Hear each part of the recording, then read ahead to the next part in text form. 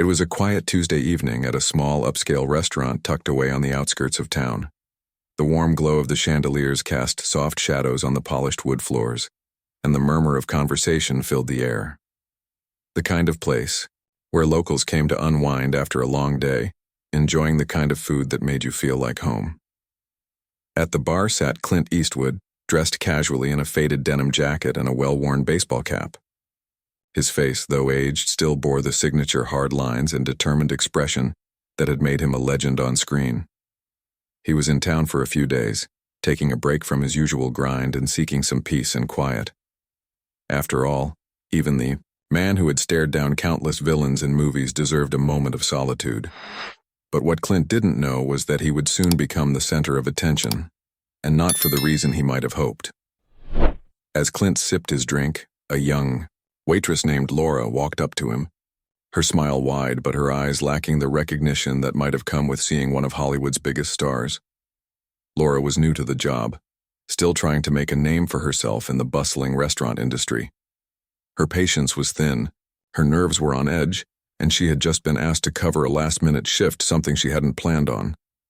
Her shift had been difficult from the start, and as she approached Clint, she was less than eager to deal with another demanding customer. "Can I get you something else?" she asked, somewhat curtly, tapping her notepad impatiently as she looked down at her shoes. Clint gave her a polite nod, setting his drink down and glancing up at her. "I'm fine for now, thank you," Clint replied, his voice calm but warm. Laura, however, was in no mood for pleasantries. She'd been running around the restaurant all evening dealing with customers who demanded everything from rare steaks to perfect cocktails, all while trying to maintain her composure. To her, Clint Eastwood was just another guy sitting at the bar. His fame meant little to her at the moment, and that may have been part of the problem. "Well, if you're fine for now, maybe you could stop staring at the menu like you're gonna order something else," she said sharply, still not realizing who he was. Clint blinked in surprise but kept his cool. "I'm not staring," he replied, his voice still steady but a little amused by her brashness. "Just thinking." "Right," she muttered, rolling her eyes as she turned away, irritated by the older man who had dared to linger on the menu for too long. She didn't realize her mistake until she heard a voice from the back of the room. "Laura, what did you just say to him?" The voice belonged to the restaurant's manager, who had overheard the brief exchange. Laura turned to see him approaching, with a look of shock and dismay on his face. She gave him a confused look. "What are you talking about?" The manager walked closer, his expression one of disbelief. "That's Clint Eastwood, Laura." Laura froze, her eyes widening. She glanced at Clint, who had remained as calm and unbothered as before. Realization hit her like a freight train. "Wait, that was—" she stammered, feeling her face turn red. She had insulted Clint Eastwood, one of the most iconic figures in Hollywood history, and she hadn't even known it.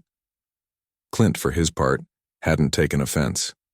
He had seen his fair share of awkward interactions with fans over the years, and this was nothing compared to some of the bizarre situations he had encountered. He was used to being recognized by nearly everyone, but he could also appreciate the anonymity that came with being in a small town, just a regular person in the crowd. "I'm not offended," Clint said, breaking the silence with a grin. "But you might want to take a second to think before you speak next time, just in case you're talking to someone you don't recognize." Laura's face turned a deeper shade of red as she muttered a flustered apology. She couldn't believe what had just happened. The whole restaurant seemed to be holding its breath as she scrambled to find the right words, but all she could do was apologize again. "I'm so sorry, Mr. Eastwood, I didn't know who you were. I really didn't mean any disrespect." Clint just chuckled, clearly unbothered. "It's all right, kid. We've all been there." Laura's manager, still looking at her like he couldn't believe what had happened, gestured toward the kitchen. "Go on and get back to work. We'll handle the rest." Laura, now completely mortified, turned to leave. As she did, Clint called after her one last time. "Hey, don't worry. I've been insulted by a lot worse," he said with a wink. It was a small moment, but for Laura, it would stick with her forever. Not because she had insulted a movie legend, but because she had learned a valuable lesson. Never judge a book by its cover. You never knew when a face at the bar might belong to someone who had changed the course of cinematic history. As the night wore on, Laura couldn't shake the embarrassment. Every time she passed by Clint, she felt her face flush again, as if the mistake was fresh in her mind. She kept sneaking glances at him from across the room, hoping he wouldn't remember the awkward encounter or that anyone else in the restaurant wouldn't mention it. But of course, word spreads quickly in small places, and the other staff were now buzzing about the situation. It was nearing the end of her shift when Laura finally had a moment to catch her breath. She stood near the back of the kitchen, leaning against the wall, trying to distract herself with the cleaning tasks left on the counter. Her thoughts kept returning to Clint and the foolish remark she had made. She had been so frustrated with the demands of the night, so quick to snap, that she had failed to see the person right in front of her. It wasn't long before Clint stood up from his seat at the bar and made his way toward her, taking steady, purposeful steps. Laura turned to face him, her heart sinking. "Hey," Clint said, his voice calm with a trace of humor. "You didn't have to apologize so much. Honestly, I've been called worse." Laura, still embarrassed, managed a weak smile. "I feel like such an idiot. I didn't recognize you and I just snapped. I'm really sorry." Clint nodded, the corner of his mouth curling into a small grin. "It happens. No harm done. Besides, everyone's allowed one slip-up." She looked up at him, still surprised by his kindness. "I didn't mean to come off as rude. I was just stressed, I guess. It's my first month here, and it's been a lot more hectic than I expected." Clint's eyes softened. "I get it. The restaurant business isn't easy. You're on your feet all day, dealing with all kinds of personalities, and things can pile up." Laura felt a sense of relief wash over her. Here was Clint Eastwood, the tough guy who had played gritty characters on screen, offering her the understanding that only someone who had lived through countless battles could offer. It was strange, but it felt like an opportunity to learn, something beyond just the surface-level mistakes she had made. "You know," Clint continued, his voice more thoughtful now, "it's easy to get frustrated when things aren't going your way. But remember, the people you're serving, they've got their own battles too. Maybe they're tired or stressed or having a bad day. It's not always about us, but how we make others feel." Laura nodded slowly, his words sinking in deeper than she expected. Clint's wisdom wasn't just about the business. It felt like it came from a lifetime of experiences. He wasn't the gruff, unapproachable star she had imagined. He was a person who had seen the ups and downs of life and was offering a small piece of guidance. "Thanks, Clint," she said, finally feeling like she could breathe again. "I really appreciate that." Clint gave a casual wave. "Don't mention it. We've all got a lot to learn. But hey, next time if I order something, just take it as a compliment." Laura chuckled, feeling the tension start to lift. "I'll definitely keep that in mind." As Clint turned to leave, heading for the door with a few other guests, he paused just for a moment and looked over his shoulder. "And remember," he added with a smile, "you never know who you're talking to. Sometimes it's just a lesson in disguise." Laura watched him walk out of the restaurant, and for the first time that evening, she felt a little lighter. The embarrassment lingered, but not nearly as strongly as before. Clint Eastwood hadn't just forgiven her, he had given her a perspective that was far more valuable than the momentary shame she had felt. When she finally clocked out for the night, she walked out into the cool evening air, reflecting on the encounter. It wasn't just a lesson in customer service or even in humility. It was a reminder that even the smallest interactions with others could leave lasting impressions. And in this business, where kindness and patience were sometimes in short supply, she realized that it was the moments like these that made all the difference. From then on, whenever Laura worked a shift, she carried Clint's words with her, to approach each customer with kindness, to look beyond the surface, and to remember that everyone had their own story. She never forgot that night at the restaurant, the night when she had insulted one of the greatest stars in Hollywood and learned more from him than she ever expected. As weeks passed, Laura found herself growing more confident in her role at the restaurant. She applied Clint's advice in her daily interactions with customers, keeping his words in the back of her mind. It wasn't always easy, especially when she felt worn out after a long shift or when a customer tested her patience. But she remembered the value of understanding and kindness. She took her time with each person, tried to see beyond their exterior, and never judged anyone too quickly. And in doing so, she began to notice subtle changes in the atmosphere around her. One evening, a particularly busy Friday night, the restaurant was packed. The staff was rushing to keep up with the orders, and the noise of chatter and clinking silverware created a bustling environment. Laura was in the middle of delivering drinks to a table when she overheard a conversation at the bar that caught her attention. "Did you hear?" one of the regulars was saying to another. "Clint Eastwood was here a few weeks ago. Didn't even know it until after he left. That waitress really gave him a piece of her mind, and he was so cool about it." Laura froze, her heart skipping a beat. She hadn't expected to hear about the incident again, especially not from the customers, but as the conversation continued, she listened closely. "He's such a class act," the regular continued. "Most people would have gotten offended, but he took it in stride, and now everyone's talking about how nice he was about it." Laura felt a surge of pride, knowing that despite the awkwardness, Clint had turned that uncomfortable moment into something positive for her. The regulars were still talking about the encounter, not as a disaster but as a lesson in humility and grace. She realized that his influence had spread further than just her own shift. His example had rippled through the community. That night, as the rush died down and the last few customers filtered out of the restaurant, Laura sat in the back, finally taking a moment to catch her breath. She had become more confident, more patient, and had earned a reputation as one of the most reliable and empathetic waitresses in the place. Her interactions with customers had shifted, and she found herself handling the difficult ones with a calmness she hadn't had before. A few weeks later, the manager called her over during a shift. "Laura, we've got a special request tonight," he said with a mischievous smile. "Clint Eastwood's in town again, and he's coming by for dinner. He specifically asked for you to wait on him." Laura's heart skipped.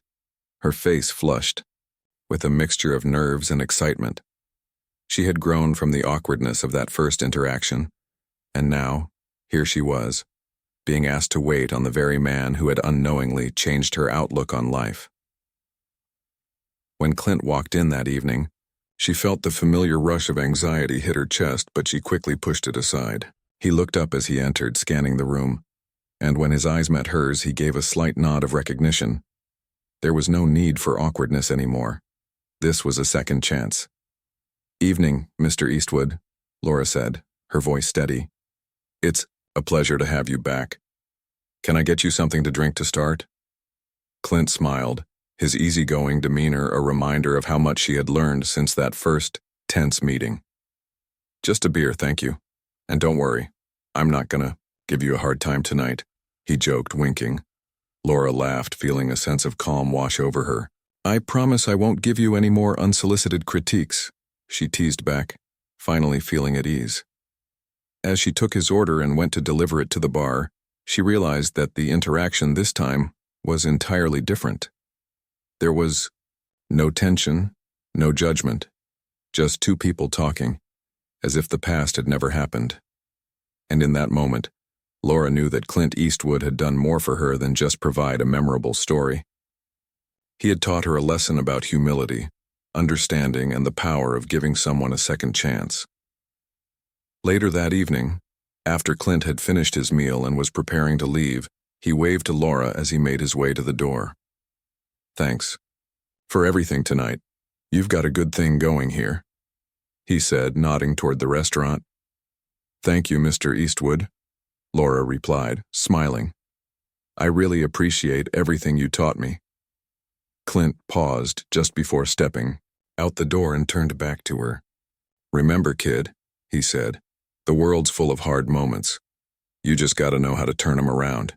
Keep doing what you're doing." With that, he walked out into the night, leaving behind another lesson for Laura to carry forward. One that would stick with her for the rest of her life. And as she watched him disappear into the distance, she realized just how far she had come. The embarrassing moment, the harsh words, and the humbling apology had all been part of a bigger picture, one that had shaped her into a better version of herself.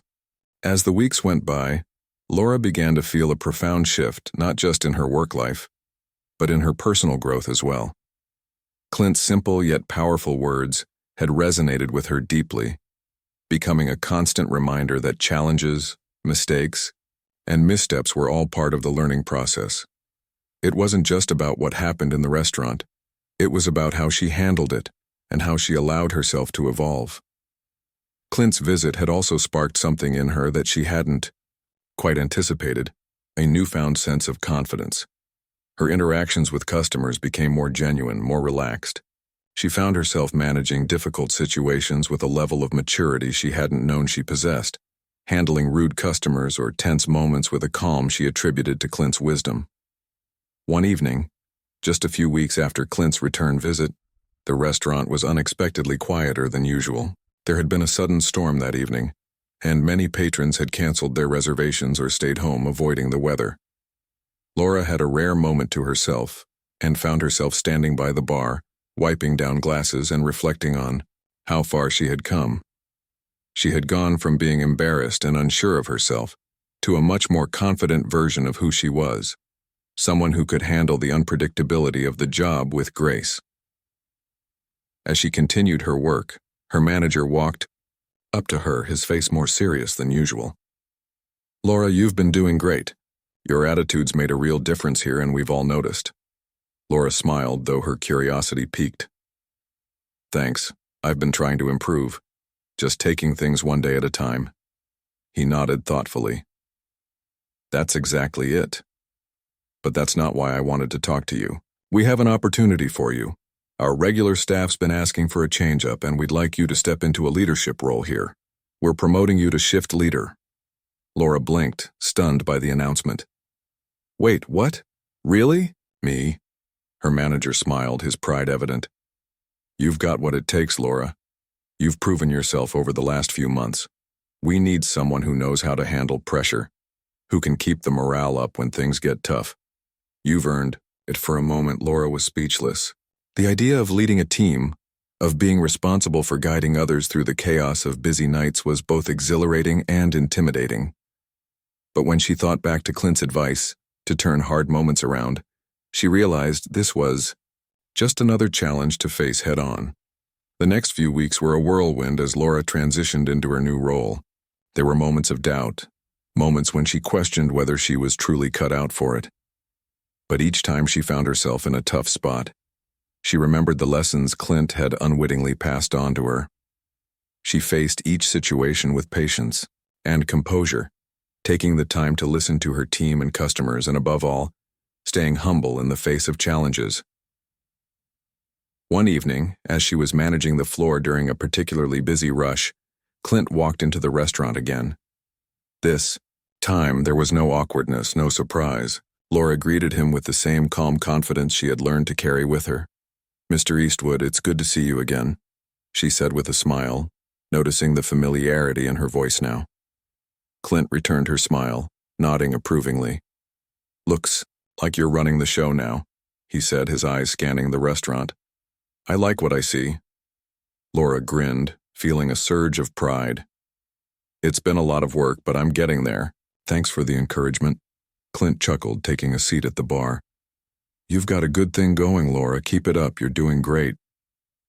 As he settled in for his meal, Laura went back to managing the floor, making sure everything ran smoothly. But this time it was different. There was a quiet sense of confidence in her movements. She wasn't just going through the motions. She was in control. Later that evening, after Clint had finished his meal and was preparing to leave, he paused to chat with Laura one last time.